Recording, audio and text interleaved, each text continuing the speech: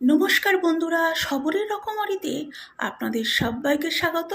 প্রতিবারের মতো আজও আমি হাজির হয়েছি নতুন রেসিপি নিয়ে। তবে আজকে আমি আপনাদের সাথে শেয়ার করব দুটি রেসিপি, যেগুলি একে অন্যের পরিপূরক।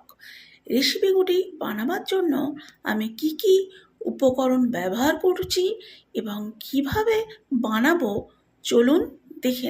আজকে রেসিপিটি বানানোর জন্য আমি এখানে নিয়ে নেব 1 গ্লাস গোবিন্দভোগ চাল।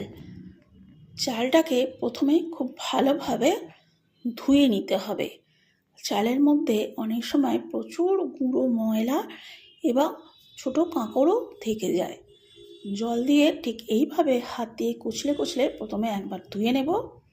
এবার জলটা ফেলে দিয়ে আবারও একবার এর মধ্যে জল অ্যাড করে ভালো করে ধুয়ে নেব। চাল ধোয়া হয়ে গেলে ছাঁকনির মধ্যে দিয়ে ছেঁকে নিতে হবে। এতে করে চালগুলো পড়ে যাওয়ার সম্ভাবনা থাকবে না, আর জলটাও ভালোভাবে ছেঁকে নিলে চালের মধ্যে জলের পরিমাণটা কম হবে, আর এটাকে শুকোতে অনেক সুবিধা হবে। পাখার হাওয়ায় আমি চালটা শুকিয়ে নেব। আর এখানে আমি 2টো আলু বড় বড় টুকরো করে এভাবে কেটে নিয়েছি। গ্যাসের মধ্যে একটা পাত্র বসিয়ে আমি 2 চামচ সাদা তেল দিয়ে নিলাম। আমি এখানে রেসিপিটা বানাতে সাদা তেলই ব্যবহার করব। দিয়ে দিলাম 1 চামচ সাদা গোটা জিরে আর একটা শুকনো লঙ্কা। রেসিপিটা কিন্তু খুব বেশি ঝাল হবে না, সেই জন্য আমি বেশি লঙ্কা ব্যবহার করলাম না। এর মধ্যে দিয়ে দিলাম 1 চামচ নুন আর 1 চামচ হলুদ গুঁড়ো। নুন আর হলুদ দিয়ে আলুটাকে ভাজলে আলুর মধ্যে নুন আর হলুদটা খুব ভালোভাবে মিশে যাবে। এতে করে আলুর স্বাদটাও কিন্তু অনেকটা বাড়বে। তা আলুটাকে একটু লালচে বাদামি হয়ে যাওয়া পর্যন্ত ভাজতে হবে। এদিকে আমি একটা মিক্সি জারের মধ্যে 2 ছোট চামচ চারমগজ আর 1 চামচ পোস্তদানা নিয়ে গুঁড়িয়ে নেব। তারপর এটাকে জল দিয়ে একটা পেস্ট বানিয়ে নেব। আর ওই মিক্সি জারের মধ্যে আমি এবার দিয়ে দিচ্ছি একটা মাঝারি সাইজের টমেটো, যেটাকে কেটে নিয়েছি, আর 1 চামচ গ্রেটেড আদা আর কয়েকটা কিশমিশ। একটু জল দিয়ে এগুলোকে একটা পেস্ট বানিয়ে নেব।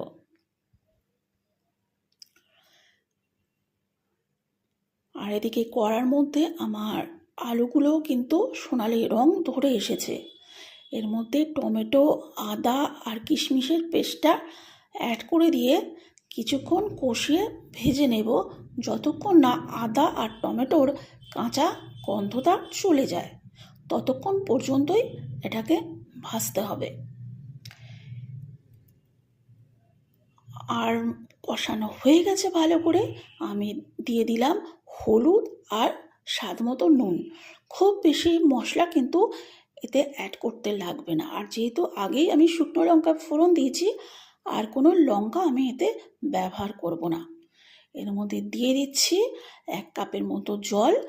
এটাকে ঢাকা দিয়ে আমি 10 মিনিটের মতো সিদ্ধ হতে দেব। আর যতক্ষণ এটা সিদ্ধ হচ্ছে আমি এদিকে চালগুলো একটা বাটির মধ্যে নিয়ে নিয়েছি। এটাকে আগে শুকিয়ে নিয়েছি পাখার হাওয়ায়, দেখুন কত ঝরঝরে হয়ে গেছে। এর মধ্যে আবার কিছু মশলা অ্যাড করব। এর মধ্যে দিয়ে দিলাম 1 চামচ হলুদ গুঁড়ো, 1 চামচ নুন, 1 চামচ গ্রেটেড আদা আর 1 চামচ গরম মশলা। দিলাম স্বাদ মতো চিনি। এখানে 1 চামচ চিনি ব্যবহার করেছি, যেহেতু রেসিপিটা একটু মিষ্টি মিষ্টিই হবে। সমস্ত মশলাগুলো দিয়ে নিয়ে ভালো করে চালের সাথে মিশিয়ে নিতে হবে একটা চামচের সাহায্যে। অবশ্য আপনারা হাত দিয়েও মিশিয়ে নিতে পারেন। সমস্ত উপকরণগুলো মেশানো হয়ে গেছে। এবার এদিকে গ্যাসের মধ্যে আমি একটা পাত্র বসিয়ে দিয়েছি। এর মধ্যে নিয়ে নিচ্ছি 1 চামচ সাদা তেল আর দিয়ে দিয়েছি একটু ঘি। যেহেতু বেশি রিচ করব না আমি পুরো রান্নাটা, এই জন্য ঘি দিয়ে করলাম না, একটু সাদা তেলও অ্যাড করে দিলাম। এর মধ্যে দিলাম তেজপাতা, লবঙ্গ, একটা ছোটো এলাচ আর দালচিনির এক টুকরো। একটু নাড়াচাড়া করে প্রথমে একটু ভেজে নেব। এরপরে এর মধ্যে অ্যাড করব কিছু কিশমিশ। তার আগে আমি এদিকে দেখে নিচ্ছি যে আলুটা কতটা সিদ্ধ হয়েছে। এর মধ্যে এবার অ্যাড করে দিলাম একটা তেজপাতা, এক টুকরো দালচিনি। আলুটা একটু সিদ্ধ হতে বাকি আছে, এর মধ্যে কিছুটা জলও রয়েছে। এবার ঢাকা দিয়ে আমি আরও মিনিট 2 মতো সিদ্ধ হতে দেব। এদিকে পাত্রের যে আমি ঘি আর তেজপাতা দিয়ে গরম করতে দিয়েছিলাম তার মধ্যে দিয়ে দিলাম কিছুটা কিশমিশ। কিশমিশগুলো একটু নাড়াচাড়া করে ভেজে নিতে হবে, কিন্তু দেখতে হবে কিশমিশগুলো পুড়ে না যায়। কিশমিশগুলো একটু ফুলে উঠেছে। এর মধ্যে এবার আমি মশলা মেখানো চালটাকে অ্যাড করে দিলাম। শুধু চাল অ্যাড করে দিলেই হবে না, চালটাকে ঘিয়ের সাথে মিনিট খানেকের জন্য একটু নাড়াচাড়া করে ভেজে নিতে হবে। আমি এভাবে নাড়াচাড়া করে কিছুক্ষণ চালটাকে ভেজে নিলাম। এতে করে চালের মধ্যে যে হলুদ মিশিয়েছি তার কালারটা কিন্তু অনেক ভালো আসবে। এর মধ্যে অ্যাড করে দিলাম জল। এবার পরিমাপটা কিন্তু সঠিক রাখতে হবে, তবেই কিন্তু ঝরঝরে বাসন্তী পোলাও তৈরি হবে। যেহেতু 1 কাপ চাল দিয়েছি, ঠিক তার ডবল অর্থাৎ 2 কাপ জল দিলাম। ঢাকা দিয়ে আমি এটাকে 10 মিনিটের জন্য রান্না হতে দেব। এদিকে দেখে নেওয়া যাক আলুটা কত সিদ্ধ হয়েছে। আর ঢাকা খুলে একবার চেক করে নেব আমি আলুটাকে। দেখুন আলুটা বেশ ভালো করে সিদ্ধ হয়ে গেছে। এর মধ্যে আমি এবার যে চারমগজ আর পোস্ত বেটে রেখেছিলাম সেটাকে অ্যাড করে দিলাম। এবার কিছুক্ষণ ভালো করে আমি নাড়াচাড়া করে নেব। একটু জলটাকে শুকিয়ে নিতে হবে। যেহেতু আমি রেসিপিটাকে একটু মাখামাখাই রাখতে চাই, সেই জন্য আর জল অ্যাড করলাম না। তাছাড়া এর মধ্যে আমি মিশিয়ে দিলাম 1 চামচ দই। এতে করেও কিন্তু সামান্য জল বেরোবে, জল আলাদা করে অ্যাড করার দরকার নেই। আর দইটা দেওয়ার জন্য এর মধ্যে খুব সুন্দর একটা স্বাদ হবে। আর যেহেতু দই দিয়েছি টক, সেই জন্য আমি এর মধ্যে মিশিয়ে দিলাম 1 চামচ চিনি। চিনি মেশানোর ফলে রান্নাটার মধ্যে খুব সুন্দর একটা স্বাদের ব্যালেন্স আসবে। আর আমি একটু নাড়াচাড়া করে একটু ড্রাই করে নিলাম। এর মধ্যে মিশিয়ে দিলাম 2 চেরা কাঁচা লঙ্কা আর কিছুটা ধনেপাতা। ধনেপাতা আর কাঁচা লঙ্কা দিলে একটা সুন্দর কাঁচা লঙ্কার সুগন্ধ আসবে, অথচ ঝাল হবে না, যেহেতু কাঁচা লঙ্কাগুলো পরে দিয়েছি।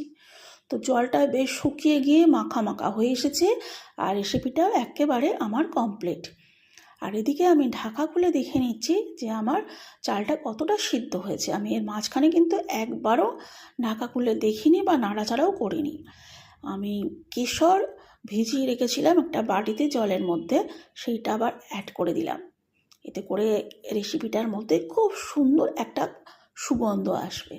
সমস্ত উপকরণগুলি আমি একবারে নাড়াচাড়া করে নিচ্ছি। দেখুন কত সুন্দর ঝরঝরে তৈরি হয়েছে, আর অথচ চালগুলোও সিদ্ধ হয়ে গেছে। প্রথমে একটু চটচটে মনে হলেও যখন ঠান্ডা হবে স্টিকি ভাবটা আর থাকবে না। তো বন্ধুরা আমার 2টো রেসিপি একেবারে কমপ্লিট হয়ে গেছে। এবার একটা পাত্রের মধ্যে আমি পরিবেশন করে দিচ্ছি। তো বন্ধুরা অতি সহজেই এই রেসিপি বানিয়ে আপনারা বাড়িতে আসা অতিথি বা বাড়ির পরিজনদের সহজেই খুশি করে দিতে পারবেন। আর আমার রেসিপিটা যদি আপনাদের পছন্দ হয়ে থাকে তাহলে অবশ্যই একটা লাইক দিবেন আর কমেন্ট করে আপনাদের মতামত জানাতে ভুলবেন না। আর নতুন বন্ধুদের কাছে অনুরোধ রইল আমার চ্যানেলটিকে সাবস্ক্রাইব করে পাশে থাকা বেল আইকন প্রেস করে অল নোটিফিকেশান অন করে দেবেন, যাতে করে আমি যখনই নতুন ভিডিও দেবো নোটিফিকেশান খুব সহজেই আপনাদের কাছে পৌঁছে যাবে। তো আজকেই এই পর্যন্ত বন্ধুরা, আবার হাজির হব নতুন ভিডিওতে নতুন রেসিপি নিয়ে।